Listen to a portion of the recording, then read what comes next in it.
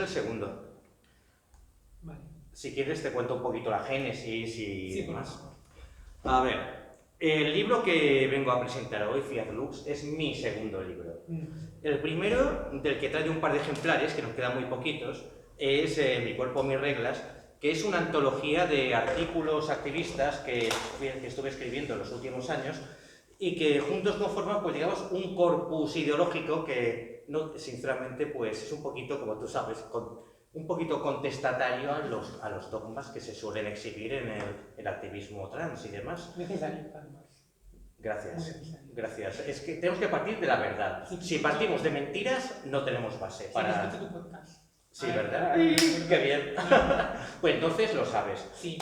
Yo soy una persona que abogo, una persona que simplemente por el hecho de querer conocerme, saber quién soy activista y soy así de guapa desde hace unos 10 años o así, desde el 2014, 12 años. Pues tirando de madejas distintas, cuestionándome todo aquello que se nos enseña, cositas como soy un sentimiento, como el género es un constructo social, pues te das cuenta de que hay muchas cosas que aceptamos como dogmas y que no tienen nada que ver en absoluto con la realidad.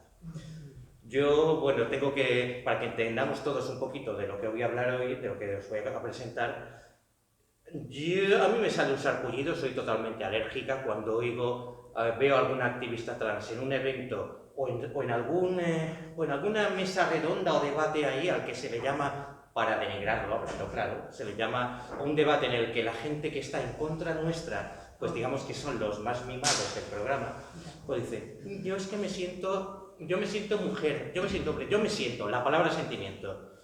Una total mentira que encima, pues, infecta la mayoría de leyes, de mecanismos legales que precisamente deberían defender nuestros derechos. Vamos a ver, la identidad de género trans y no trans, la identidad de género de todos los seres humanos, se ha descubierto, se sabía, se intuía desde hace unos años, pero se ha descubierto en los últimos años.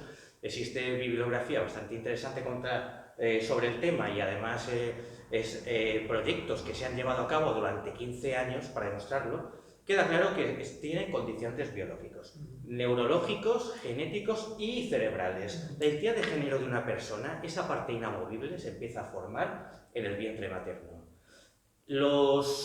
La teoría del constructo social del doctor Moni, es que esto lo conocéis, pues en parte tiene una parte que no es mentira, la cual dice que los condicionantes educativos, los condicionantes sociales nos moldean. Pero el constructo social, pero esa teoría no de ninguna manera modifica, digamos, la marca de fábrica que llevamos. Claro. ¿Cuál es tu punto de vista sobre esto? ¿Sobre Moni? No, sobre lo que estás exponiendo, o sea, según tu punto de vista, o lo que expresas en el libro, ¿es una cosa que pesa socialmente o es una lucha personal? En mi caso, es una lucha personal y hay cierta gente que poquito a poco, no es que se vaya uniendo a mi lucha, sino que poquito a poco hay una serie de activistas trans, activistas LGTBI, incluso profesionales de la psicología, de la biología, de la genética, que se van uniendo a todo esto. A ver, Moni, si sabéis la historia del doctor Moni y tal, que creó ese dogma, llamémoslo así, del constructo social, pues era un sexólogo, creo que era neozelandés, que en los años 50 sacó esta teoría e hizo un experimento terrible que se volvió contra él, pero que luego lo silenció. El experimento famoso de los gemelos Reimer, si os suena. David Reimer, pues digamos que tuvo la mala suerte de que cuando nació junto a su hermano, pues el médico que los trató, recién nacido, en aquella época estaba de moda la circuncisión. Y la circuncisión se decía por higiene, pero luego se demostró que la circuncisión no era higiene, era una especie de condicionamiento sexual. Vale, se le ocurrió probar un cauterio láser. Este caso es famosísimo. También hablo de él aquí en un artículo sobre ello. Pues David Reimer, con lo que pasó, su hermano bien, pero al médico le tembló el pulso, se le fue la mano y le seccionó medio aparato genital. Sí. Pues los padres, todos angustiados por sus hijos, fueron al doctor Moni, que entonces estaba, digamos que se empezaba a propagar, a difundir su teoría del constructo social. Y Moni les dijo, déjemelos a mí. Vale, pues resulta que Pero Al hermano, una custodia. Se los quedó. no, déjenlos a mí tratarlos. Ah, Y lo visitaban, Vale. lo visitaban a él todas las semanas y demás. El hermano se quedó, como el gemelo normal, digamos, al que se dejaba crecer. Había nacido como masculino, como niño, y no se le ocurrió otra cosa a este hombre que decir, vamos a hacer una chica con él, vamos a hacer una mujer. La llamaron Brenda. Los dos crecieron juntos, uno como niño, la otra como niña. Moni ponía en su diario, en su seguimiento, que todo iba fenomenal, que Brenda está por fin creando su personalidad, va a ser una mujer, dentro de poco será adolescente. Todo mentira, porque Brenda desgarraba sus vestidos, no quería ser una niña, por dentro sabía que era un niño. Sabía que era un niño. Cuando Moni vio que Brenda poquito a poco empezaba cada vez más a contestar a eso, yo no soy una niña, yo no tal, iba creciendo, iba siendo adolescente, pues Moni se desentendió y dejó a los padres con todo ello. Brenda, a los 16 o 17 años, le preguntó a sus padres, decidme la verdad, qué es lo que me pasa. Y los padres le dijeron eso, naciste tal y te criaste como niña. En ese momento adoptó el nombre de David y quiso ser un niño, pero su mente ya estaba arruinada, lo habían destrozado. Se había hecho con él una terapia de conversión, Sí. exactamente, y ya nunca pudo levantar cabeza. El final bastante escabroso es que a los 40 y tantos años, David se pegó un tiro. No pudo resistir. Intentó tener novia, su mujer, cuando supo la realidad, se alejó de él y vio su vida un fracaso y se pegó un tiro. Su padre lo mismo, su padre se suicidó también.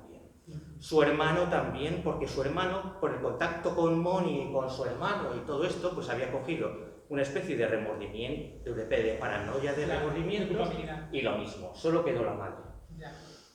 ¿Y qué demuestra todo esto? Entonces la genética estaba en mantillas. Lo más que se sabían los guisantes de Mendel y no mucho más. Pero si demuestra algo esto, es uno, que las terapias de conversión no tienen ningún sentido. Dos, que cada uno nacemos con un género que no se nos puede cambiar de ninguna manera, y ese género muchas veces, esto lo añado yo, está en contra del cuerpo que vemos en el espejo. En ese caso no lo estaba, se le intentó hacer lo contrario. Y tres, que las terapias, las terapias de reasignación para niños intersexuales también son una maldita mentira. Tengo que decir una cosa, y a partir de ahí ahora hablaré, bueno, la cuestión, genéticamente y tal, se ha demostrado que la identidad de género tiene estos condicionantes biológicos que os he dicho. Pero con Moni yo tengo una relación de ambigüedad, y la mayoría de personas trans que saben cuál es su carrera, cuáles son sus estudios también. Porque por esos estudios por esos métodos que Moni creó para reasignar a las personas intersexuales, de ahí se creó la terapia que seguimos ahora, las personas trans. Eso tenemos que reconocer, y eso debemos tanto a Moni como en los años 20 a Magnus Hirschfeld, en Berlín el director de la escuela, no me acuerdo, del Instituto de Salud Sexual. Que sabéis que el Magnus Hirschfeld, pues con el nazismo, se fue todo, hablando claro, al carajo. ¿De qué terapia te refieres? Cuando has dicho las terapias que seguimos las personas trans. Las de hormonación, las de reasignación, operación de reasignación. Eso fue una derivación de lo que Moni había creado para las personas intersexuales, lo cual se demostró que para las personas intersexuales no servía, pero para las personas trans, en las cuales para nosotras es una reasignación, sí. Lo que ahora se sabe es que lo que dicen los psicólogos recomiendan que a una persona intersexual se la deje crecer hasta los 12 años, más o menos, hasta que poco a poco vayan transmitiendo, dejando claro el género al que pertenecen. Yo aquí veo claramente la falta de un tercer género, porque has hablado de que socialmente y culturalmente estamos en un ambiente de dos géneros. Sin embargo, me encanta que digas eso. Anteriormente, y te hablo tanto de culturas antiguas, africanas, hay muchísimos datos sobre eso. Existe un tercer género, existen las dos almas. Y los 5 géneros, hasta los 7. Hay muchos matices, y sobre todo lo mejor de eso, de ese mundo o de ese conocimiento, es que la gente no tenía que etiquetar tantas cosas, y entonces una persona podía ser lo que quisiera en ese momento de la sociedad. Te diré que tú y yo no vamos a entender muy bien. Precisamente, Ya lo entendemos. el tema de las etiquetas lo veo, pero genial, en el momento de defender nuestros derechos. Las personas tal, necesitamos esto, las personas trans, las personas no binarias. Por eso, para ser trans, es una pero cosa no fuera de aquí. que yo también he pensado, para ser, bueno, reflexionado, perdona, para ser una mujer trans también tienes que entrar en todo un constructo social, porque si te alejas de esa identidad, de esa feminidad, la gente empieza a dudar de que seas una mujer trans, de que quieras ser realmente una mujer trans, entras dentro de un juego. Ese molde en el que claro, se nos mete, hay en el que nos intenta una pregunta encajar. que me hice cuando empecé a transicionar, que era ¿hasta dónde quiero llegar? Porque la persona que me lleva me dijo que yo podía ser trans sin necesidad de operarme, por ejemplo, incluso sin necesidad de entrar en hormonación, que la identidad que yo buscaba estaba en mi mente y esa era la meta, que no me dejara llevar por las imágenes sociales y yo reflexioné sobre eso en cuanto a hasta dónde, y mi respuesta fue paso a paso hasta donde yo me sienta más cómoda. Exactamente. ¿Qué te voy a decir? Estás diciendo lo que pienso yo. A ver, yo lo que siempre he dicho, y digo también las presentaciones de este libro para el que estamos hoy aquí, pues es que cada persona trans, todas las personas trans, lo que vivimos es un viaje de descubrimiento interior, un viaje hacia Ítaca. Pero no todas tenemos la misma Ítaca. Algunas llegarán hasta el final porque quieren tener una personalidad binaria. Otras se quedan por la mitad, otras por la otra mitad. Recordemos siempre que el género es un espectro. Cada persona somos distintas.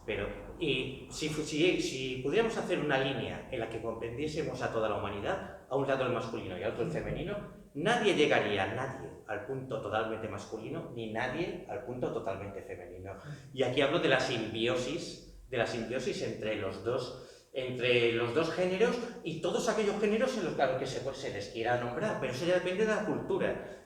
Sexo y género existen, sexo varón y hembra y género masculino y femenino. Todos los que hay en medio ya son los que dictan las culturas, que son etiquetas que cada cultura la pone de una forma, pero esas etiquetas son totalmente variables y yo siempre he dicho que existe un género por cada ser humano y se nos condiciona hacia el masculino o hacia el femenino, no hay más.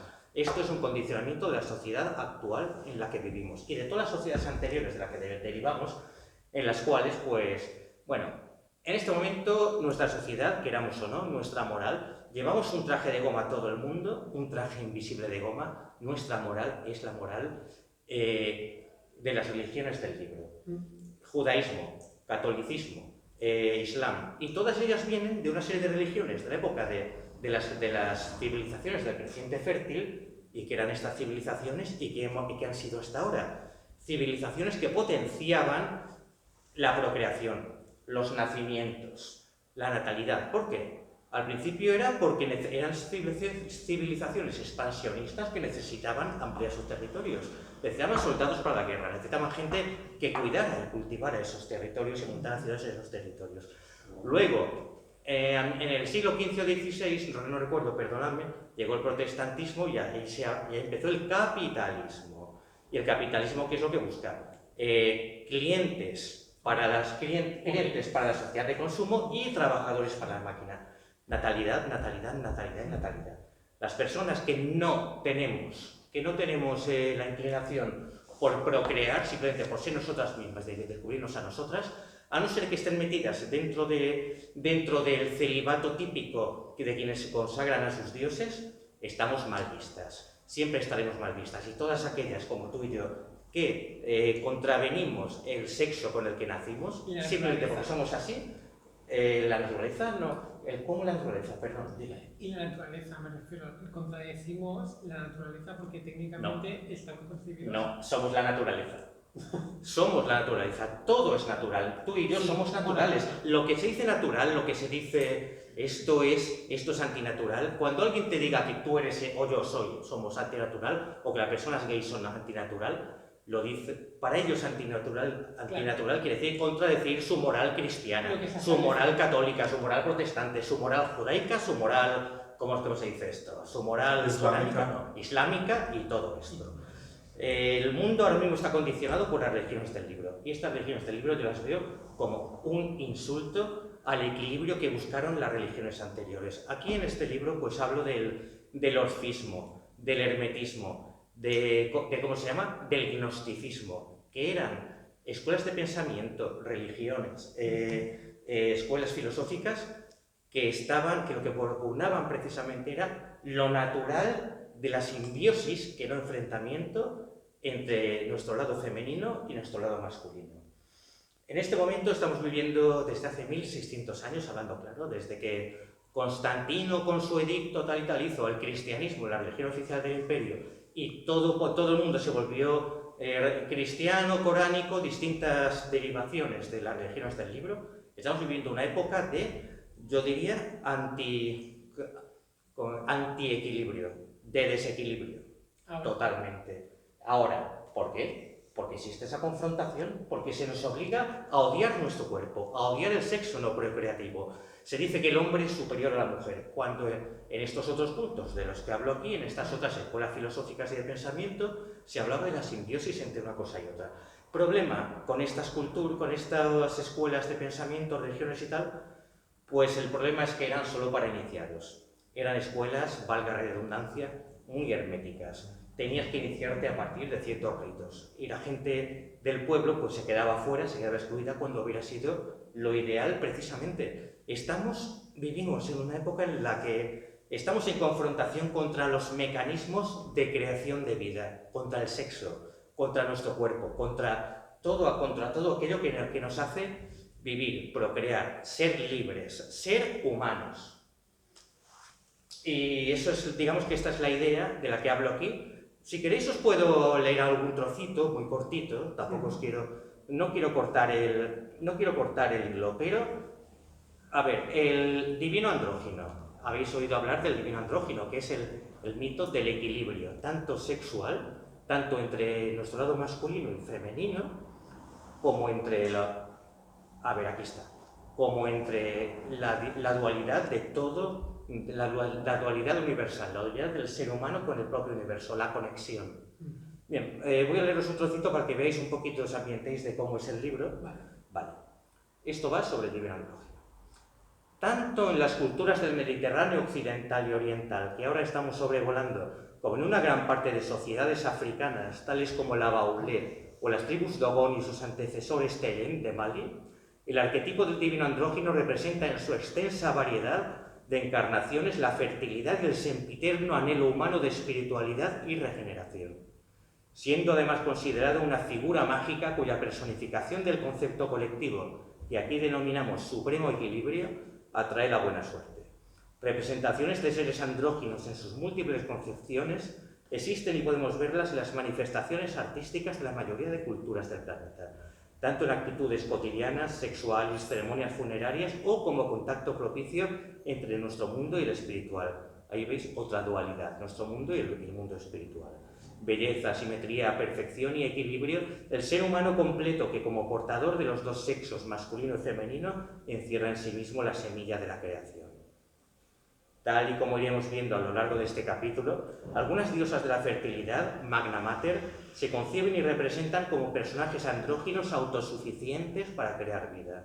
Recordando a Ymir, el hermafrodita primigenio de la cosmogonía nórdica, y a otros muchos semejantes a él, como pueda ser el mismo Eros griego, el divino andrógino simboliza además en muy distintas y distantes sociedades humanas tanto el principio del universo en su modalidad semilla y origen de todas las cosas, como también su final, al encarnar el último estado de perfección y máxima trascendencia al que tiende y debe aspirar el ser humano en su reencuentro y fusión final a nivel cósmico y espiritual con el universo al que pertenece. Es una descripción muy mística. Es mística, es que aquí hablo de mística, pero también dejo clara una cosa. A ver, me meto en el mundo de la mística, pero también dejo claro que yo soy una persona, para quienes no me conocéis, pues totalmente, me gusta lo racional y me gusta el tema de la duda racional, el cientificismo y demás. Soy una persona muy materialista, pero estas culturas encierran una metáfora maravillosa, que es la de la búsqueda del conocimiento y del equilibrio interno. El equilibrio interno en cuanto a nuestros lados masculino y femenino. Que esto es algo que desarrolló Jung en su proceso de ay, no, que no me salga ahora mismo, en su psicología de las profundidades, que era el equilibrio entre el masculino y el femenino. El masculino, el principio masculino en las mujeres se llama animus, en los hombres se llama ánima, y se trata de encontrar el equilibrio interior entre estas dos cosas. Y también estaba la parte de la sombra. ¿Qué es la sombra? La sombra es esa especie de trastero que existe en nuestro inconsciente, en el cual guardamos todo aquello que no queremos recordar, todo aquello que nos da miedo, todo aquello que nos produce ridículo, todo aquello que sabemos que hemos hecho mal o creemos que hemos hecho mal, todo aquello que creemos que es nocivo para nosotras o nosotros o nosotros y nos da muy mal rollo recordar. Todo eso se va guardando. ¿Qué es lo que pasa cuando se va guardando? Que se acumula. Que se acumula y, sin que nosotros lo queramos, el inconsciente guía nuestras decisiones, nuestras sensaciones. Nos vamos envenenando con nuestros pensamientos que vamos reprimiendo. Sí, para eso hace falta ese proceso, que por fin me he acordado, el proceso de individuación que dice Jung. A veces guiada por profesionales, se puede hacer ese tema de limpiar esa papelera de software que... Pero todo el mundo tenemos arrepentimientos, todo el mundo. Y eso es algo de lo que podemos sanar incorporándolo a quién somos, no negándolo. Si lo negamos, saldrá fuera y de alguna forma que nos guste. Es como estar acumulando mal rollo contra alguien y de repente un día soltarlo en un acceso de ira. ¿Tú te sientes dentro de un proceso así? No, yo he vivido un proceso así. Yo también he vivido un proceso así. He vivido procesos de acumular muchas cosas negativas, cosas tóxicas. Sí. Y luego darme cuenta del punto en el que todo lo que estaba haciendo era tan perjudicial para mí que tienes como que expulsarlo. Sale una especie de explosión Expulsarlo. y te das cuenta, expulsarlo como contarlo. Sí. Simplemente, ¿sabes? Como darte cuenta de lo que te está pasando. Y a raíz de ahí, a raíz de verte desde fuera, sí. de poder abrir los ojos o como quieras llamarlo, tomar parte de una perspectiva en lo que hacia adelante viene lo que con lo que tú te refieres a la curación, al progreso, la curación y el equilibrio. Puedo hacerte una pregunta. ¿Lo viviste, te diste cuenta o lo viviste de forma traumática? Porque yo lo viví de forma traumática. A ver, ¿cómo no va a ser traumático darte cuenta que tienes, un periodo súper oscuro en tu vida? Quiero decirte, antes cuando me ha recogido Juana, le estaba contando que a principio de este año yo llevaba tiempo sintiéndome rara, que no sabía lo que me pasaba. Dentro de mi activismo, dentro de todo, pues a principio de año, fue por febrero, tuvo una explosión a la que yo llamo, y es correcto llamarlo así, noche oscura del alma, reintegración de esa sombra. Lo pasé muy mal, fueron 8 semanas de estar dentro de mí misma. Dije, quiero terminar con todo, les dije a mis compañeros, necesito dejar la asociación, no puedo más, necesito estar sola, necesito hundirme en mí misma y no voy a volver. Se lo dije así, menos mal que ellos lo miraban de otra forma. No voy a volver. Yo creía saber que no iba a volver, necesitaba el anonimato, no podía más, no podía sí, pero espera, te cuento, no podía más. Estuve así unas 8 semanas, 2 meses. Para mí fue terrible, porque de repente me vinieron recuerdos, me vino todo aquello que tenía por dentro me estalló, nunca mejor decirlo, dentro de mí. Sí. Cosas que yo sabía que había, y las viví lo más dolorosamente posible.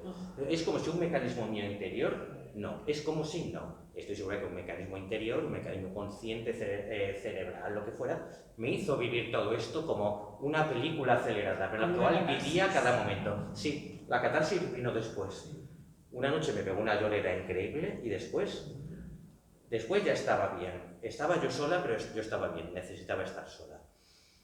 Los días siguientes fueron para mí de aburrimiento, de vacío, luego de aburrimiento, luego de decir, necesito hacer cosas, necesito volver. Chicos, necesito volver a mi mejor amigo, digamos a la persona con la que hemos creado 1000 cosas en los últimos 12 años. No digo su nombre por si a él le molestase, pero sí, le dije, te echo de menos. Sí, te echo de menos. Qué importante tener también a alguien así, con quien puedas contar. A que Coño, puedas me volver. estoy hasta de nuevo emocionando, Hasta pero que sí, puedas volver, como tú sí, dices. totalmente, Sí. volví. Mucho mejor, limpia. Es lo que te decía antes, Ujú. una noche oscura del alma, una reintegración de la sombra, que es más o menos lo mismo con distintas denominaciones. Es como limpiar la papelera de software que llevas dentro. Sí. Un ordenador, cuando las funciones te van más lentas o te hace tonterías y demás, porque tienes que vaciar, pues vacié esa Hay que papelera. reiniciar. Porque No, si no más te que la reiniciar, vacié esa papelera y de repente podía otra vez hacerlo todo y además con mucha más limpieza, claridad, Sí. muchas más ideas, serenidad, tú lo has dicho. Yo Y creo que tenías razón cuando decías no voy a volver. Porque realmente en ese momento para mí tenía la razón. persona que volvió Sí, no era era la misma, ¿no? Y es justo lo que le dije el primer día que quedamos. Escucha, yo ya no soy la misma Lidia. Claro. No sé cómo me verá ahora, pero en ese momento yo no era la misma Lidia, porque había vuelto de ese maldito infierno. De ese maldito infierno al que le doy las gracias. Al que le doy las gracias por haberlo vivido. Porque fue una regeneración. Exacto. Totalmente una regeneración. Pues bueno, de esto hablo ahí, pero ¿sabéis una cosa? Hablo de todo esto en el libro antes de que me pasase. Antes de que me pasase. Está aquí. El libro que estoy escribiendo ahora, que llamo la línea roja, porque paso una serie de líneas rojas en cuanto a optimismo, espiritualidad y un par de temas más, ahí sí hablo de este proceso que viví. Pero es que este proceso que viví es importante contar, porque ¿cuántas personas lo hemos vivido a lo largo de nuestra vida? Puedes vivir un proceso traumático, o puedes vivir una serie de procesos pequeñitos, pero esas personas también tienen que saber que no están solas en esto que han vivido. Claro, nuestra manera, como es una cosa que vamos integrando y con la Sí. que la vamos conviviendo, pensamos que Sí. todo nos pasa a nosotras. Uh-huh. Visto desde un punto de vista, por ejemplo, como las personas trans, Sí. que pensamos que solo nos pasa a nosotras, que nos pasa algo desde pequeñas, que no sabemos qué es, que no estamos cómodas del todo, Sí. y algo al fondo, incluso hasta personas que tienen problemas en casa, que Sí. tienen realmente, pues a lo mejor, una desestructuración familiar, Sí. y tienen que pasar por un proceso en el que tienen que darse cuenta Uh-huh. de lo que les pasa porque se acostumbran a vivir así. Yo es que en mi caso, es terrible decirlo, a ver, yo tengo 58 años. Yo, desde que tengo conciencia de ser, mis 3 años o por ahí, es mentira lo que dicen. Todo el mundo a los 6 años, es mentira. A los 3 años, a los 4, a los 5, a los 6, o cada uno como lo viva. Yo a partir de que tengo conciencia de ser, yo es que me identificaba más con mi madre, con mis tías, hasta con mi abuela, con las mujeres de mi familia. Hay una infinidad. Que con los a mí me pasaba hombres. también, yo Sí. estaba mucho más cómoda con mi abuela, con mi madre y tal. Sí. Fíjate, inconscientemente Sí. hacía lo que ellas hacían. Estaba cómoda con la energía que ellas tenían. Exactamente. Cuando me acercaba a mis Esa tíos conexión. y tal, es que era totalmente incompatible. Yo no era incompatible, pero sí me identificaba más con las mujeres de mi familia. El hecho es que poquito a poco, pues a medida de que te vas dando cuenta de cómo va la vida, vas creando ese personaje en el cual no eres tú y al cual crees, imaginaos los 70, una mujer trans sin ningún tipo de referencias, tenías que adecuarte a lo que eras. Estuve lo menos 20 y tantos años pegándome hostias con el mundo, porque yo no era como era, porque la gente se daba cuenta de que no era como era. Tenía una especie de tensión siempre en mí para no decir lo inadecuado, para no ser incorrecta, ¿verdad? Que lo único que me hizo fue pegarme de hostias durante todo ese tiempo en todos los terrenos, el del trabajo, el sentimental, el de las amistades, hasta el familiar en ciertos momentos, pero en el momento en que asumes quién eres, y yo tardé años en asumir quién era, pero vas asumiendo poco a poco quién eres, descubres nueva gente en tu vida, amigos gays, gente trans, gente del arte en la que dices, no solo, yo soy de Maristas, 12 años, quiero decir, lo cual quiere decir que yo estaba encaminada hacia un lugar en que no tenía otros horizontes hasta que descubrí y contacté esos horizontes. Y se quejaron Sí, es una época. A ver, Maristas les doy las gracias por todo lo que se me enseñó entonces en cuanto a cultura, ciencias, lenguaje, filosofía, tal y tal. En Maristas doy gracias a esa educación en conocimientos. Porque es una educación muy buena porque es un centro privado. Sí, yo iba, a ver, si conocéis Alicante, yo iba a Maristas en la época en la que Maristas estaba en el que ya no es el final. Maristas era toda esa manzana. al lado de mi casa y demás. Para mí ha sido una segunda casa en su momento, pero te das cuenta de que el mundo no es solo lo que te están enseñando hoy o te enseñan tus padres. De que tú, del que lo que has ocultado, empieza poco a poco a tener una salida. ¿Vale? Pues poquito a poco, en el momento en que decidí ser quien soy, todos esos obstáculos, todas esas hostias que me pegaba, yo lo escribo gráficamente como que esos obstáculos se allanan. Empecé a ser yo, empecé a ser la que soy ahora. Hace 12 años, curiosamente, pues, el primer año, pues, me vino muy bien porque me descubrió formas de descubrir, imágenes de descubrirme a mí misma. Fui modelo de fotógrafos y de pintores y tal, y así veía cómo me veían otras personas en mi nueva imagen que no ser. ¿Identidad? ¿Imagen? ¿Cómo la definirías? Mi identidad ha sido siempre la misma, aunque yo me la haya querido negar, pero mi imagen hacia todo el mundo, mi expresión, es la que empecé a vivir hace 12 años. Hace 12 años. Pues todo esto me ayudó, pero es que después, al año, conocí a mi amigo y compañero de muchos temas activistas, Carlos Lam, que me descubrió un programa de radio en Arte Galia que se llama Nos Gustas Tú. Llevamos ya más de 600 programas, no, casi 600, 500, no sé cuántos y tal. Este viernes hacemos nosotros y poquito a poco. Un programa sobre el tema LGTBI y demás. Y a partir de ahí me abría el activismo. ¿Y qué es el activismo? El activismo no es un altruismo, el activismo es una lucha por ti misma. Por ti misma, digo, por conocerte a ti, y de paso que luchas por ti y te vas conociendo, luchas por los demás. Es así como lo vivo. Pues a partir de ahí pues fue cuando cogí ciertos conocimientos, cuestionándome muchas cosas que me decían, pero a ver, esto no es.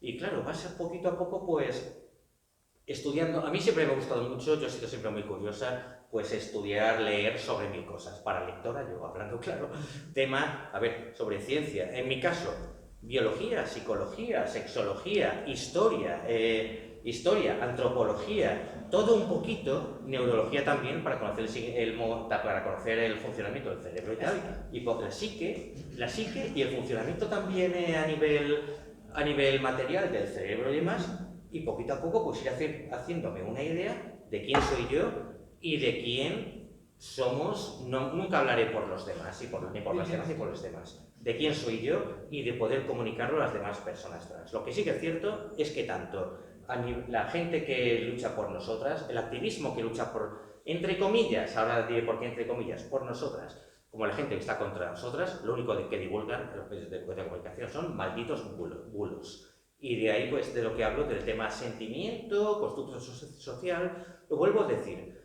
Pienso que en una época en la que estamos viviendo, en una época de transición, que a mí os pareceré rara, pero me encanta vivir porque es un momento de lucha, es un momento de consolidación, es un momento en el que el enemigo se ha materializado. Pues pienso que las activistas trans tenemos que tener ciertos conocimientos para enfrentarnos contra ese demonio, contra ese mal. Conocimientos. No puedes salir ahí en un debate y decir, yo es que me siento así. Las personas trans somos seres humanos, naturalmente que somos seres humanos, pero yo me siento así porque tengo estos condicionantes biológicos, tengo toda esta historia que me respalda. Estamos orgullosos de ser quien somos y no somos sucedáneos de personas cis. Todo lo contrario, pero lo vemos aquí, personas trans y cis, como he dicho antes, hay un espectro maravilloso en el cual estamos comprendida toda la humanidad. Y ese espectro, estoy escribiendo un nuevo libro de artículos también sobre el tema LGTBI, trans y demás. ¿Cuánta antigüedad creéis que tenemos el Homo sapiens? Porque yo tengo que corregir mi idea.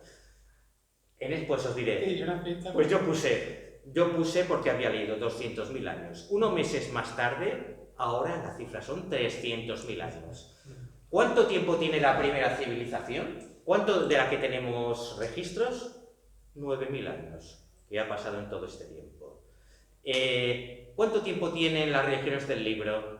Pues como mucho 3.000 años o así, nada más. El feminismo, hablemos del feminismo y también del feminismo antitrans, 200 años.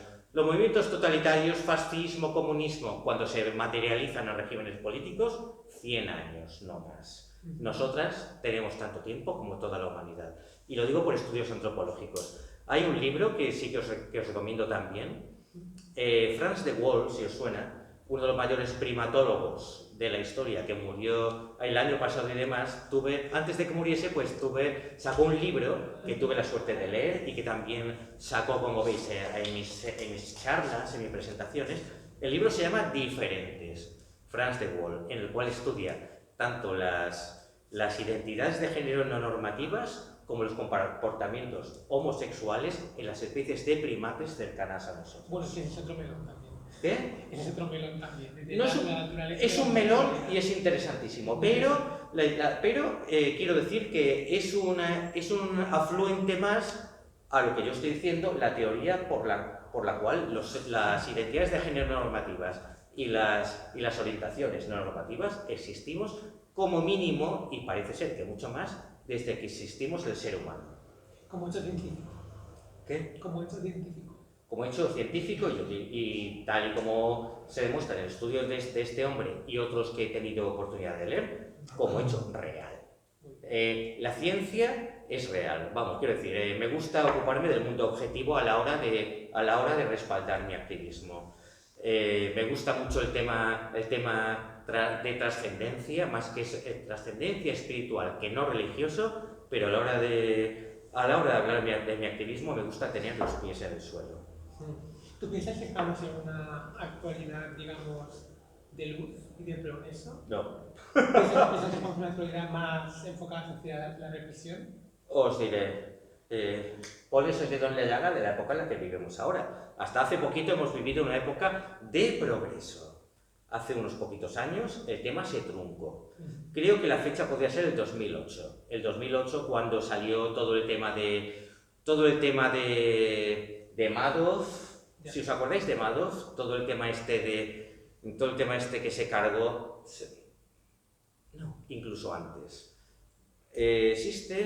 Hemos estado en una época de progreso hasta que en los años 80 pues salieron personajes como el presidente Ronald Reagan, como Margaret Thatcher y el Papa Juan Pablo II, que crearon una especie de nueva regresión. ¿Cómo se dice la palabra? No hablo de fascismo todavía. Una especie de conservadurismo todavía más para atrás. No recuerdo la palabra, pero sabéis lo que quiero decir. Crearon, entre otras cosas, la teoría, que es totalmente mentira, de la ideología de género. Por su ideología nos convirtieron a quienes luchamos por los derechos humanos de un grupo social en ideología. Sabemos que no somos ideología. A partir de ahí empezaron otras cosas. Empezó el hervidero de poquito a poco el renacimiento del neoconservadurismo, el renacimiento del neonazismo. Voy a deciros una cosa que quizá nos guste a alguno de quienes me escucháis, pero si hay algo que nos ha hecho mucho daño a quienes luchamos por los derechos humanos, y esto hay que decirlo, y si no lo dice nadie, lo digo yo, es el tema del relativismo y de la posmodernidad. Se nos ha hurtado el concepto del bien y el mal, el concepto de tener una base para luchar por un futuro para toda la humanidad. Bien y el mal. En los años 40, que todavía pues nosotras, las personas LGTBI, pues ni éramos un grupo social, y además venían un maricones que eran de hostias, pero lo que tenían, y deberíamos nosotras recuperar con la base de la Declaración Internacional de Derechos Humanos, que se creó después de la Segunda Guerra Mundial, pues en los años 40 sabíamos quién era el malo y quién era, entre comillas, el bueno, pero luchábamos contra el malo, eso es lo importante. Luchábamos contra Hitler. Hitler era la encarnación del mal. Mussolini era su bufón, como ahora es Milei de Trump, y era la encarnación del mal. Luchábamos contra Hirohito, que quería cargarse la civilización occidental. Vencimos, aunque no éramos perfectos, ¿vale? En este momento, ahí está Trump, ahí está Milei, ahí está Orbán y todos estos hijos de puta. Hay tanta ambigüedad. Sí, a eso voy. Toda opinión es válida, toda ideología es válida, hay que dejar hablar, libertad de expresión y toda esa mierda. No, debemos de recuperar los conceptos de bien y mal para tener una base por la cual luchar por nuestros mismos derechos. Bien y mal. Trump es Hitler. Y yo soy de quienes hablamos, y se lo digo a esta cámara, que a ciertos personajes hay que suprimirlos. Trump, Milei, en el momento en que se suprima a ese tipo, aparte de que lo respalden un montón de lobbies económicos, el carisma se habrá hundido. Cuando este tipo termine, y poco a poco contra Trump hay cada vez más contestación. Contra Milei, desde que el hijo de puta ha dicho eso, la ley de las 12 horas de trabajo. Pero 12 horas de trabajo, ¿de dónde sale este maldito payaso que era un humorista antes de...? Vale, la ley de las 12 horas de trabajo. Ahí tenemos a Orbán contra las personas LGTBI. Ahí tenemos ¿cómo se llama este? A Putin, que es un maldito dictador, y resulta que a algunas personas de izquierdas en este momento les cae simpáticos. Y ahí tenemos, si meto el dedo en la llaga, a todos los regímenes islámicos. ¿Vale? ¿Quién está contra los derechos de las personas LGTBI? Yo lucho por los derechos de las personas LGTBI. ¿Qué hacen las izquierdas defendiendo a los regímenes islámicos? ¿Vale? Hay que tener las cosas claras, hay que pisar sólido, y tenemos que tener claro que el relativismo no nos lleva a ningún sitio. Tenemos que tener claro cuál es el bien, y el bien es el de todos los seres humanos, aunque a veces hay ciertos seres humanos aunque nos gustaría darles de hostias y no sé. Así de claro. Está claro que luchamos por el bien de la humanidad, pero no podemos... De la especie humana y de la tierra. Y encima el tema de que el cambio climático no existe. Tenemos ahí a Vox, que no están en el poder, pero que Abascal es otro que tal baila y demás. Tenemos a toda esta gentuza que dicen que no existe el cambio climático, ni el cambio climático, si existiera, no está causado por el ser humano, hablando claro y desde el punto de vista científico, y una mierda. No, porque lo hacen simplemente para provocar. No solo para provocar, lo hacen porque se lo dictan los dueños, los jefes de los lobbies económicos que en este momento los dirigen. Abascal es un puto títere, Vox es un puto títere. La bandera española, España, tal, pero ¿qué dice Trump? El Abascal le está chupando una cosa innombrable que no voy a decir aquí porque sí, también hay un vídeo. Pero eso lo sabemos todos. Eso lo sabemos todos. Tenemos tanto Abascal, tanto Orbán, tanto la Meloni, tanto todas las ultraderechas, hay que decir ultraderechas, y llamarlo fascismo porque el castellano va progresando y tiene muchas acepciones y se puede llamar perfectamente fascismo. Pues en este momento está por Trump. ¿Sabéis lo que os digo? Tengo ganas de que el bicho, le queda poquito tiempo, la palme o ocurra alguna cosita para ver qué pasa con toda esta gente que está en este momento contra él. Tenemos que recuperar las personas LGTBI. Aquí iba a hablar de las personas trans, pero sí, las personas LGTBI tenemos que recuperar el orgullo de ser quien somos. El orgullo de verdad. Llega un momento en el que nuestra vida la han convertido los demás en activismo. Nuestra visibilidad se ha convertido en activismo. El ir por la calle, dos chicos cogidos de la mano, es activismo. Dos chicas morreándose, es activismo. Yo por la calle soy activismo. ¿Vale? Y ese activismo se está convirtiendo en este momento en resistencia. Nuestra mera existencia es un acto de resistencia. De rebelión. Exactamente. Bueno, ¿nos dejas alguna reflexión sobre el libro? Estoy hablando de todo, estoy hablando más que del libro, de aquellas ideas que quiero reflejar con el libro, ¿vale? Porque el conocer nuestra historia, el conocer quién somos, es también una forma de crear un sujeto político que no esté atado, encadenado a ninguna ideología. Las personas trans tenemos bastante bagaje para no estar encadenados a ideología. Y últimamente las personas LGTBI y las personas trans estamos encadenados a ciertas ideologías que cada una podemos tener nuestras propias ideas. Así lo digo. ¿Y qué digo? Ay, se me ha ido el santo al cielo, por Dios, estoy diciendo tantas cosas. No, lo único que quiero decir es que quizá tenemos que reasignar nuestro sujeto político, tanto las personas trans como en general las personas LGTBI. Llega el momento de la lucha. Me parece ser que no tenemos mucho tiempo y voy a aligerar el tema. Pero se acabó la dependencia, pienso yo, se acabó el relativismo, el pacifismo y el victimismo, porque el victimismo nos lo han copiado ya. El enemigo, nos lo ha copiado ya la ultraderecha en el momento en que dicen no nos dejan hablar, nos están haciendo mucho daño, son unos violentos y toda esa mierda. Pues no. Algún día, cuando pueda, daré una charla en la que podré mostrar todo esto. Pero mientras tanto os dejo un trocito el que resume todo este libro. A ver, esto está en las conclusiones, en el capítulo epílogo. Tú que me lees ahora también sabes que todas nosotras tenemos un pasado. Somos el Redis, Hermafrodito, el Fénix, los ecos de los cantos órficos, los trances estáticos de los Gali, la búsqueda del conocimiento de los gnósticos y el misterioso proceso de múltiples operaciones alquímicas se encarnan en nosotras. Somos guerreras místicas y abrazamos la luz, al igual que abrazamos nuestras heridas rituales.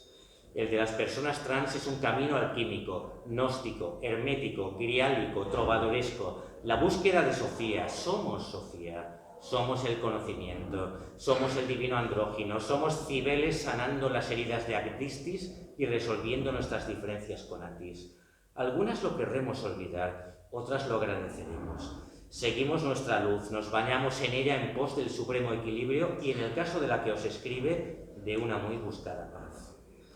La búsqueda del equilibrio simbiótico entre nuestras partes masculina y femenina siempre estuvo implicada con las filosofías más avanzadas de sus respectivas épocas. Las personas trans y todas las identidades de género no normativas tenemos un pasado tan antiguo con la misma humanidad de la que formamos parte. Los mitos, filosofías y pensamiento que conforman nuestra realidad son increíblemente hermosos y la base sólida de un devenir histórico que todas debemos conocer y amar. Dejémoslo aquí. Este texto es un poquito resumen de todo aquello que quiero decir con este libro. Muy bonito. Gracias. Como siempre tengo que decir que os he comunicado el 10% de todo aquello que os quería, pero bueno, el tiempo es lo que tiene. Creo que es lo importante. Muchas gracias. Gracias a ti, gracias a vosotros. Y deciros que, por otro lado, que con el Diversials estáis haciendo algo maravilloso. Es muy necesario tanto la visibilidad como el trabajo en comunidad y abrirnos como comunidad para que todo el mundo que nos vea sepa que tiene un lugar donde venir, un espacio seguro y sobre todo que hay gente aquí que hace cosas, como escribir libros, hacer exposiciones. Exactamente. Exacto. Somos gente que hace cosas. Y decir también, volviendo al activismo, deciros a todo el mundo que ya es hora de dejar de luchar contra el odio y luchar contra la... ¿Cómo decía Karl Popper? Contra el odio y contra la no aceptación, no me acuerdo cuál era la palabra. Es hora de señalar a personas. Y el acto de ayer me encantó porque señalasteis a una persona. Hombre. Y es hora de decir las cosas con nombres. Claro. No luchamos contra conceptos abstractos, luchamos contra personas y es hora de señalar a esas personas. Exacto. Y ahí estamos. Chicos y chicas, muchísimas gracias. Bueno, preguntas. ¿Una pregunta, algún comentario? Cuando iniciaste la presentación decías que aquellas personas trans que se sentaban a decir que se sentían mujeres o se sentían hombres hacían mucho daño. Entonces la manera correcta de expresarse sería somos mujeres. Soy una mujer. Soy un hombre. Soy un hombre, soy una mujer. No soy un hombre ni una mujer con respecto a las personas no binarias. Pero la palabra no es sentimiento, sino autopercepción, aunque quede un poquito quizá demasiado técnica. Ok, entonces me autopercibo. Nos autopercibimos, Sí, somos quien somos. Somos seres conscientes. Somos seres conscientes y de nosotros, de nosotras, de nosotros mismos. Como comentaba antes, las personas trans, pues como tú me estabas confirmando también, las personas trans, sabemos quién somos desde que tenemos uso de percepción, desde que nos vemos ahí a nosotras en el universo. Desde que nos reflejadas con el mundo, porque... Exacto. Pero ese proceso empieza ya, como os he dicho, como os he comentado, empieza ya dentro del vientre de nuestra madre. Empieza en la semana 8ª o 12ª del embarazo y demás. En esas semanas se empieza a formar nuestra identidad de género. A los 3 años se consolida. En nuestra primera adolescencia, ¡buah!, del todo sabemos quiénes somos en el momento en que se despierta nuestro instinto sexual. Bueno, muchas gracias. Gracias a ti, cariño. Gracias de verdad. Gracias a vosotros. Y esto va para vosotros.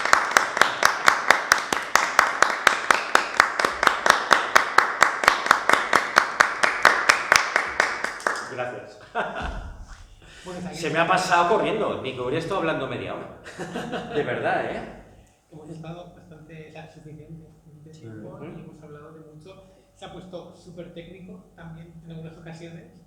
Quizá tenía que ponerse, es que no sé hablar de otra forma para... No, Quizá no. es que tenemos que adquirir esos Nos falta conocimientos. riqueza de Estuvo genial. conocimientos, porque hay pensamientos que no se pueden expresar de un modo simple, que están muy bien explicados. Gracias. Lo explico mejor aquí, ¿eh?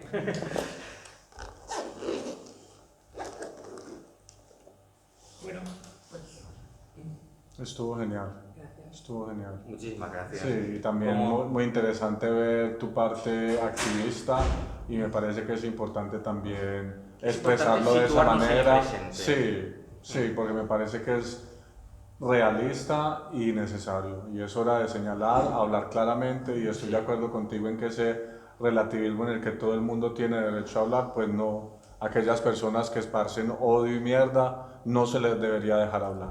De ninguna manera. Y eso es parte, a partir de ahora, de nuestro activismo. Cuando digo que nuestro activismo debe ser resistencia, se trata también de señalarles y de si en un momento alguien está diciendo, aunque estés tomándote un bocadillo, haciéndote el desayuno en tu bar, decirle, señalarlo y decirle, estás diciendo gilipolleces. No, de verdad, lo siento, y cada uno tenemos, digamos, en nuestra forma de ser.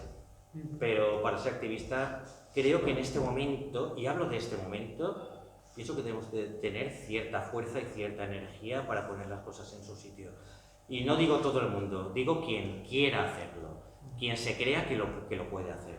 Pero ahora mismo, tal y como está derivando la situación política, que esperemos que no llegue en España a tocar lo que no queremos que toque, pues tenemos que mostrar toda la resistencia de la que seamos capaces. En este momento el activismo ha cogido una responsabilidad muy importante. Y lo digo, el activismo LGTBI, ahora mismo, ¿por qué se nos ataca tanto? ¿Por qué se ataca a las personas trans? ¿Por qué se ha creado esa extraña pantalla de los Terians cuando los Terians existen desde los años 90 o así? Porque somos las personas, las identidades no normativas y las orientaciones no normativas, somos en este momento la cabeza de la lucha, no, voy a decir más, sí lo somos también, pero somos la cabeza de lucha por los derechos humanos en este momento del mundo. ¿Por qué? Porque somos las más extremas y las más avanzadas. Y pienso que también debemos tomar conciencia de lo que somos. No solo lucho por mí, no solo luchamos por todos nosotros. En este momento estamos luchando por los derechos humanos, por los derechos de toda la humanidad, también en el sentido de que esas fuerzas, esa gentuza, están diciendo que los derechos humanos son una forma de extremismo. Toma ya, seamos extremistas. Pues sí, seamos extremistas. Y me callo que estoy metiendo el rollo. No, Pero- y como dices, es importante también el contenido, de que aquella persona que vaya a ser activista tenga la capacidad de respaldar su activismo, porque si no también se cae y puede quedar... A ver, nuestros adversarios, sus argumentos son estúpidos, pero son argumentos que gustan a la masa. Pero poder dejar que nos vean ahí precisamente los medios, o en una charla como esta, dejarlos en su sitio, pues Claro. eso también la masa. Que haya un respaldo, que haya un contenido. Tenemos que tener una base de conocimientos y una base argumentativa también. Eso es muy importante, lo que acabas de decir, tiene argumentos. Claro, muchas gracias. Exactamente eso. Es que no hay otra en este momento. Es tener herramientas. Tener herramientas para ser activistas y que nuestro activismo cale. No, puedes estar contestando a un gilipollas que te esté haciendo preguntas o te esté ahí molestando y tal, pero no le está contestando él. A la vez que le contestas a él, estás diciéndolo delante de todo el público que en este momento te está observando. Eso es importante. Estás informando. Sí. Informando y además dejando en ridículo argumentos estúpidos, porque son estúpidos. En este momento predomina la incultura, la estupidez. ¿Por qué? Porque llevamos décadas de desculturización. Sí. Los sistemas de enseñanza están cada vez peor. Está a propósito, que crean gente ignorante. Crean gente ignorante, exactamente. Pero los unos y los otros. Porque tan culpables son, por lo menos en nuestro país y en general, las derechas como las izquierdas de cada vez haber creado gente menos menos culta, gente con menos armas para desenvolverse al mundo. ¿Quiénes son los y aquí termino. ¿Quiénes son los verdaderos Terians? Las bestias desculturizadas que están contra nosotros. Se ha desculturizado la mayoría de la ciudadanía occidental. Esos son los Terianos. ¿Qué quiere decir Terian en griego? Quiere decir bestias. Esas son las bestias contra las que debemos luchar.